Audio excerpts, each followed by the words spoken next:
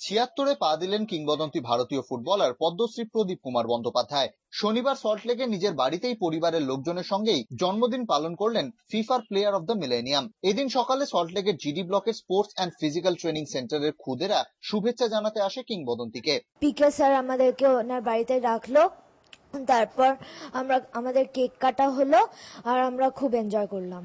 Cake, পায়েস, মিষ্টি খাওয়ালেন তাদের। এরপর উপহার ও বিশাল এক মালা নিয়ে সস্ত্রীক হাজির ভাই প্রসূন বন্দ্যোপাধ্যায়। দাদাকে ভাই পরিয়ে দিলেন মালা।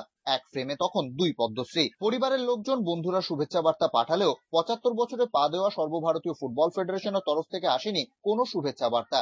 এটাই ক্ষোভ প্রদীপ বন্দ্যোপাধ্যায়ের। দেখো বাবা, এগুলো গাজুরির ব্যাপার নয়, এগুলোকে জোর করে আদায় করতে পারে না। যারা ভালোবাসেন বা যারা খবর রাখেন তারা এসেছেন, তারা খবরই রাখেন না যে আমি ভারতের সর্বকালের শ্রেষ্ঠ ফুটবলার আমাকে দিয়েছে ফিফা। দাদাকে ভারতের all time great footballer and coach বলছেন ভাই প্রসূন বন্দ্যোপাধ্যায়। আর অনবদ্য মানুষ, ভারতবর্ষের সর্বকালের সেরা খেলোয়াড়, সর্বকালের সেরা কোচ, আশেপাশে কেউ আসে না। কিংবদন্তি পিকে ব্যানার্জিকে জন্মদিনের শুভেচ্ছা আমাদেরও।